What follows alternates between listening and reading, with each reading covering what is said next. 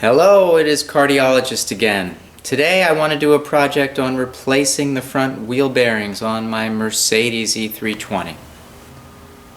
So all of you know my E320. It's a 2006. It currently has just about 150,000 miles on it, and lately I have noticed some growling from the front wheels that I don't think are the tires. I think the wheel bearings are gone. When you look at the wheel bearings on this car, the front wheel bearings are designed a little differently from the back wheel bearings. The front wheel bearings do tend to take most of the strain because of the weight of the engine and all of the turning forces on the car. Furthermore, the design is such that the back wheel bearings really rarely will go. I mean, everything will go, but it's pretty uncommon for the rear wheel bearings to go. Whereas the front wheel bearings, well, that's kind of a different story.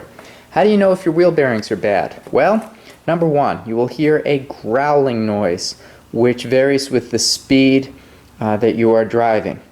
There's a differential diagnosis for that. It could be tire noise, but if you've rotated your tires, or if you have new tires and you're still getting the noise, that certainly could be it. Another way to sort this out is to see if you have play in the wheel, and I'm going to lift up the car and demonstrate for you what this car is doing. So with the car lifted up, you take the wheel, one hand at 12 o'clock, one hand at 6 o'clock, and you rock. If you can feel it, and if you can hear it like I can, then it's no good. Let me bring the camera closer. Hopefully you can hear the sound when I rock it.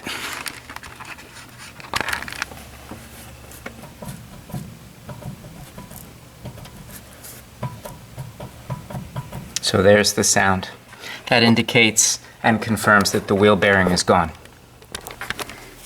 Now, of course, if you still have doubts about whether the wheel bearing is any good, just use a little common sense. After 150,000 miles, how good could it be? These things do need to be replaced. These are wear items. We were once on a road trip when I was a kid, and we were driving all the way down, the wheel bearing blew out, and we were stuck on the side of the road. That's a very unpleasant situation. A little bit of preventive maintenance is a really good thing to do. After 150,000 miles, really these things should be replaced. Okay, so step number one, remove the wheel. You'll notice here this is the dust cover. The dust cover will have to be taken off with a little screwdriver to pry it out, but we're going to do that only after we take off the brake caliper. We're going to suspend the brake caliper from the suspension using a bungee cord in such a manner that the brake hose and the brake sensor wire have no strain and will not get dislodged or damaged. Okay, so using a 13mm driver, we took out these two screws, which are not terribly hard. These are down to 40 Newton meters. They go right in here to the caliper pins. That then releases the brake caliper. You take the brake caliper, which is heavy, you hook it up to a bungee cord. The bungee cord is stuck up here.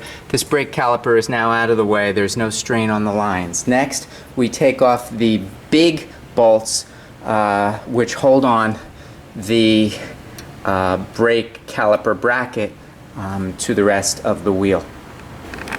Okay, the large bolts that held on the brake caliper were removed. I used an 18 millimeter socket and a breaker bar because these are torqued down pretty substantially. Once that was removed, the entire brake caliper with the pads comes out. On the front left side there on this car, which is the W211, there is no sensor. There is a sensor only on the front right wheel. So that was one less thing I had to deal with, which is nice.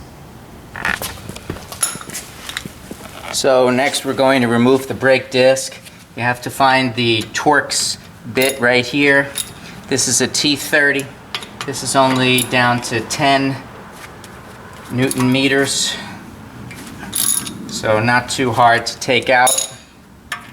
Now, if you have a car that's serviced up to date and you've been using good technique where whenever you put something back together you use anti-seize, you're going to find that as soon as this little bolt is out, your brake disc is not going to be frozen on, but it just removes beautifully.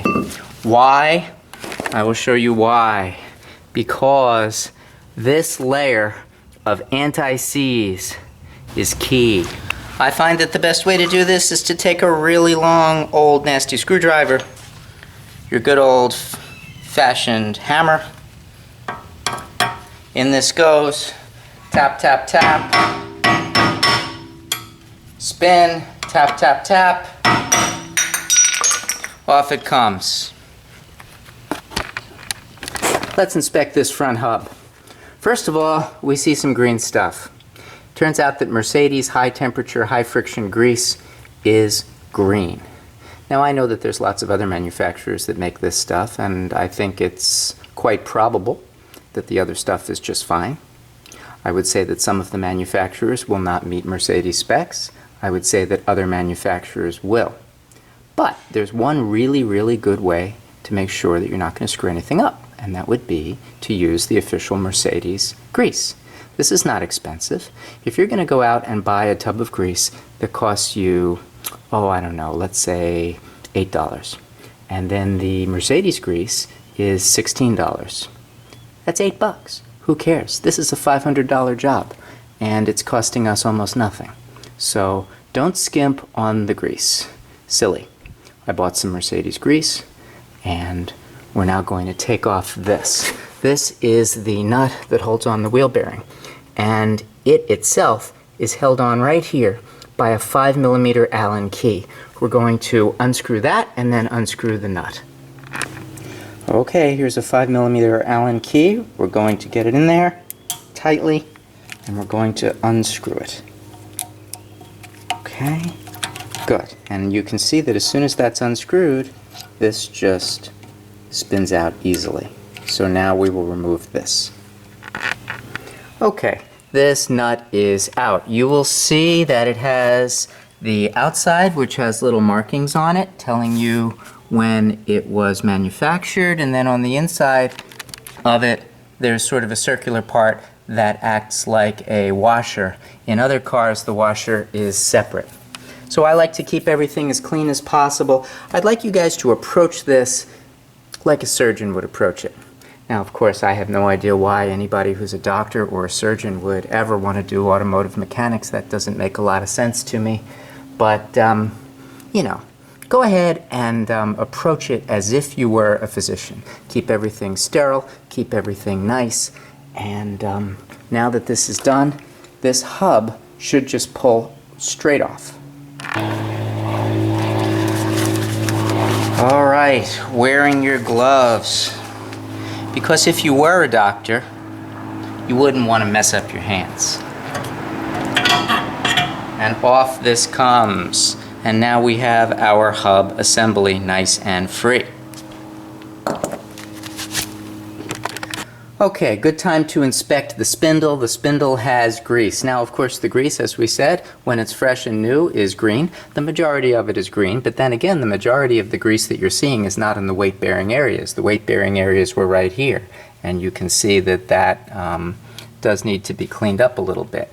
Now, there's a difference between scored and needing a polish. This is not scored, but it could use a good clean and a polish. If it were scored, if it is scored on your car, then the spindle is going to need to be replaced.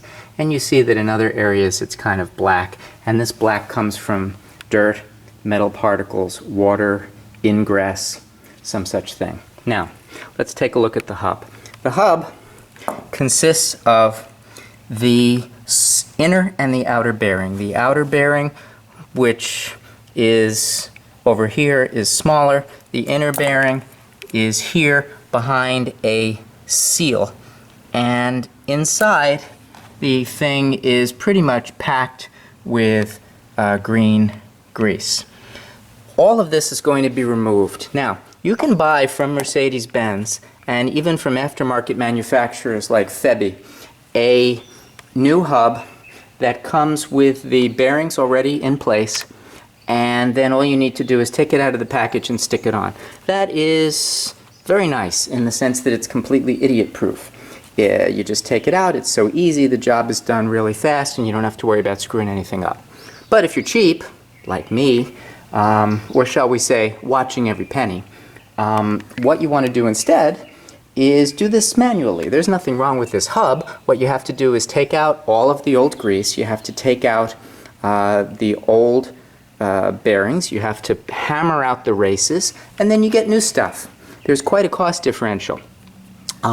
Getting an official Mercedes-Benz hub with everything in place is almost $300 per side. Okay? If you get one that's aftermarket, maybe it's $250 per side. If you're just buying the replacement parts, including the grease, you are talking about $70 per side. So to me, it's well worth it, and then I'll also know it's done correctly. Okay, so using brake parts cleaner, I have cleaned off the entire spindle, and the spindle looks really good. It does not need replacement. It's going to clean up just fine. Let's turn our attention, oh, I also cleaned up this nut, and this is nice and ready to go back on the car. Let's turn our attention, please, to the hub. So the outer wheel bearing just comes out like that. That's nothing. And inside here is the inner lining, which is referred to as the race. Okay. On the outer side, or I'm sorry, on the inner side, we have a seal. What you need to do is get some kind of tool like a screwdriver and pop off this seal. It will be destroyed in the process, but it makes no difference because these things are one-time use only. I think getting 150,000 miles out of the first one was a fair deal. Once that is released, the inner wheel bearing pops right out, but the inner race will remain. Okay, so we pried up the seal. This seal obviously is trash. That goes bye-bye. Now, up in here, here comes your used and pretty well trashed inner wheel bearing, and that will go in the garbage as well. Next step is to clean out all of the grease on the inside, make everything nice and shiny. Okay, great. The majority of the grease is out. Now before I put everything back together, I'm going to clean it a little bit better with brake parts cleaner, and then we'll pack our new grease, of course. Next step is to hammer out the races. There are two races. The races refer to the pieces of metal that the bearing travels within. They're machine polished hardened steel. This is the outer race right here. To get at it, we have to turn it upside down and hammer it. This is the inner race right here. To get at it, again, turn it upside down and hammer it. Alright, so we begin by putting the hub on some 2x4s that are faced upward with the long side upward. That way, as we begin to hammer the race out, it won't hit the ground. It'll have space to travel. Now, when I did the other side, I had to play around with different tools to kind of discover the story. Turns out that the outer race, which is the smaller one, in my humble opinion, is much easier to get out than the inner race, which is the larger one. What I use is just a little punch. What you want to do is get it right on the lip of the race, but not on the hub itself. And you just gently go tap, tap, tap all the way around. And when I say gently, I don't mean gently, I mean carefully. It has to be hit with force, but it has to be hit precisely. If you just tap, tap, tap at it, it's not going anywhere because these things are in there. So you have to hit it sharply, but precisely in such a manner that it does not strike the hub or create damages or nicks. That's going to take a while. So, this is the second time I've ever done this. The first time was last weekend when I did the other wheel. And now that I've had a little experience, this outer race came out, I would say, in 90 seconds. So this one is not that bad. The other one is the one that I struggled mightily with. So let's show how I plan to approach it. And this one is just not easy. It's perseverance. You basically flip this thing upside down, okay? And you can see the inner race is here, and there's just a little bit of an edge, and I discovered that it's really, really hard to get in there. And this is probably why Mercedes doesn't even recommend that you do this. They just sell you the whole hub, and they basically figure that the extra labor costs plus the fact that a whole bunch of people are going to wind up screwing up the metal by being imprecise is not worth it, so they just replace the whole thing. But if you do it right, it's no problem at all. I'll show you the tool that I like to use. I probably spent a full hour trying to find the tool that would actually work. And the one that seems to work the best was a wood chisel. This is a 1/2 inch flathead wood chisel, which the tip is messed up, but who cares? And basically that was the only thing that was going to go in there. I tried so many other punches and so many other shapes. Honestly, nothing would grip the way this would. So, if it works, you use it. We're going to go around the end and it's going to be the same story. And let's see, now that I know how to do it, and now that I'm teaching everybody else through my experience, let's see how fast this will go. You know, there is no teacher like experience. This thing just came out in 2 minutes. Why? Because I struggled like heck the last time. It's all about the tool. I was at Harbor Freight. I bought a whole packet of punches, this green set. Yeah, they're nice punches. They won't work for this job. Believe me, I've tried. This punch will work for the smaller outer race. It will not do anything for the inner race. For the inner race, the one and only thing that worked was a flat wood chisel. Did I try a screwdriver? Of course I did. It didn't work. So, my advice, get yourself a flat wood chisel. Yes, you're going to destroy it in the act of doing this, but just dedicate the chisel to the job. It's a hell of a lot better than spending $500 for a mechanic to do this. Alright, now that the races are out, I'm going to just use some brake parts cleaner and clean up the whole thing, outside and inside, make it as nice as it can be. Okay, we have one nice clean hub, inside and out. You can see that it's all good, and now this hub is ready to be reassembled. There's absolutely no reason that this hub needs to be replaced. You know, they do it just to minimize the labor, which I imagine is more expensive than the parts themselves if the dealer's doing it. But hey, guess what? The dealer's not doing it. So I went online. There's lots of good online parts sites. You all know what they are. I'm not advocating any of them. I've used them all, and they're all pretty good actually. I like the Mercedes sites specifically. I bought some Miley parts. I'll show them to you. Okay, so I got a Miley kit. This is the number from the company that I bought it from. And I got official Mercedes-Benz grease. And let's show you what's in the kit. Okay, the kit contains a inner, which is the large wheel bearing and race that's sealed in this plastic panel. It contains, in this box, the outer wheel bearing and race. It contains a new dust cap, which I didn't need, but what the heck, and it contains a new seal. Alright, so now we're going to start putting this back together. Step number 1 is to get the races back in. Okay, when you're putting in a new race, you want to make sure that the larger diameter is on the outside. And when that occurs, then you are able to take this and put it right in, like this. And that's how it'll fit. So this goes in. Now you have to make sure that it goes in evenly. And there are toolkits that one can buy at Harbor Freight or similar stores that will let you drive these in evenly, and that's what I like to use for this. Okay, so I have driven in the outer race carefully using the 72, which was not perfect but was serviceable. And then for the outer race, this one is perfect. This is the 45 or 44 and a half. And so we'll flip this over and put the outer race in, and then we'll hook that up. Okay, so now here's the outer race. Again, it's tapered, and so the larger component of it, the larger diameter, is outside, the smaller diameter is inside. I take the 44.5 tool, and it's going to go like this, and then you just tap, tap, tap. You make sure it goes in straight. Once it's started and it's straight, then you hit the heck out of it until it's home.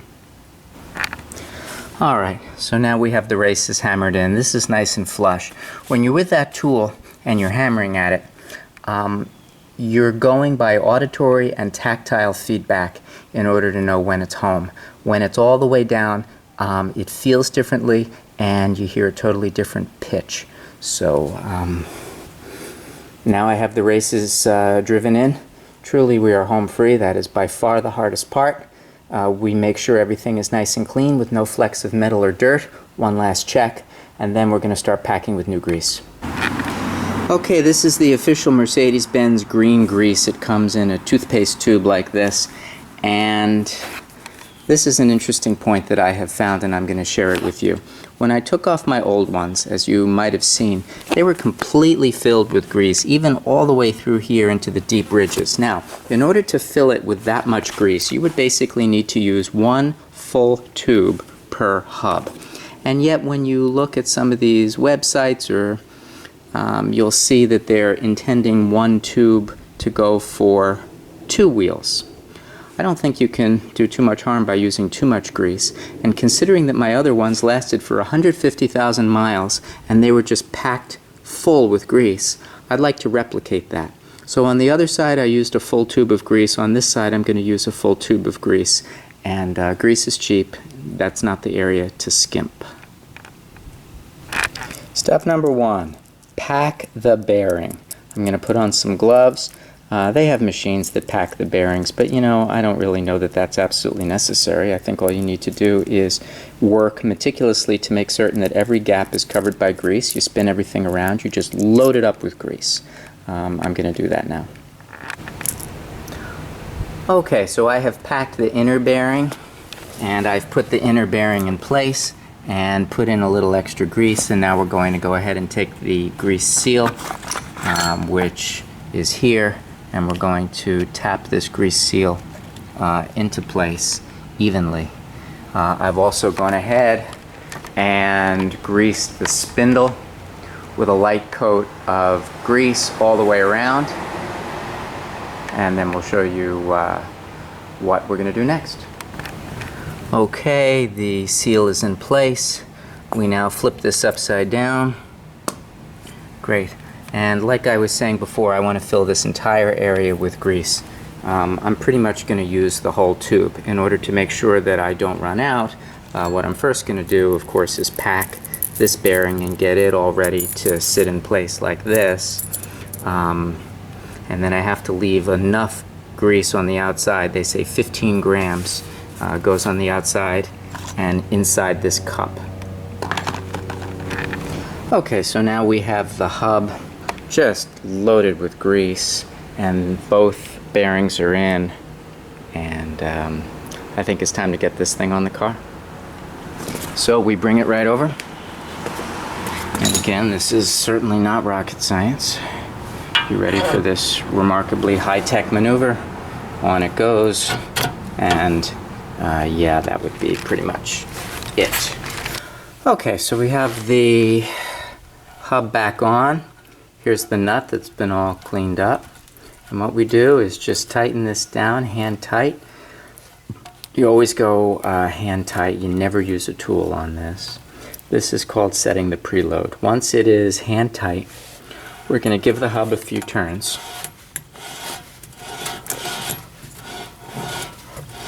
Basically seat the hub, then make it hand tight again. That's seating the hub, and then you back it off. Hand tight, and you back it off, and you just barely back it off, okay? So hand tight, and you back it off. And that is the correct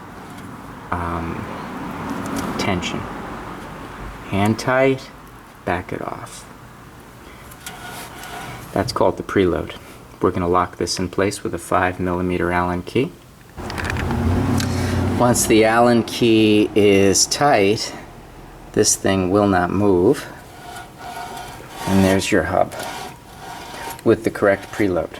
We'll put a little more grease here. We're going to put 15 grams of grease in the cap, hammer the new cap back on.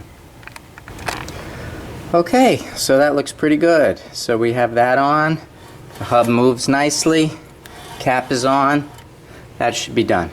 Next, we got to put all this back together. Remember that it's important to use anti-seize. You saw how easily the brake rotor came off. That's how you want it. So I'm going to put anti-seize all over here and maybe in these sections, and then we'll put the brake disc back on. Okay, so now with the anti-seize on, here comes our brake disc. Let's put the screw right up top at 12 o'clock position. And that way, we'll line it all up.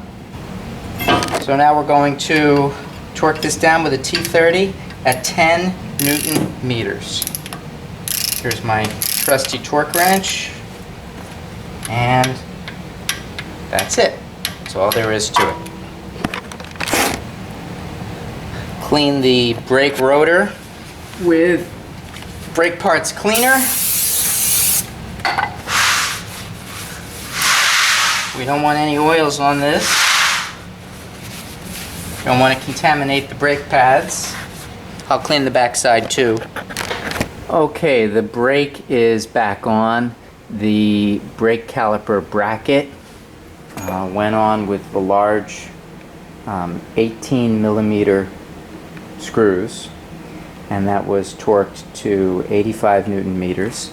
And then the brake caliper itself went onto the bracket with these smaller screws that were 13mm, and that went to 40 Newton meters. So everything's been attached and torqued, and now you can see everything is smooth and good, and there you have it. So now let's put the wheel on, and then we'll check one more time. I'm going to put a little anti-seize here in order to make sure the wheel never has a problem getting on and off. Okay, so now I have the wheel back on, and I hope that you'll be able to appreciate that now when I go 12 and 6 o'clock, I get nothing. I get nothing and I get no noise. So that means we've done it right. And so I took it out for a test drive, and it's very nice. The grumbling is gone, everything's smooth. So I think it's a job well done. Good luck trying this on your own. Hope you can have many years of smooth driving with nice new wheel bearings.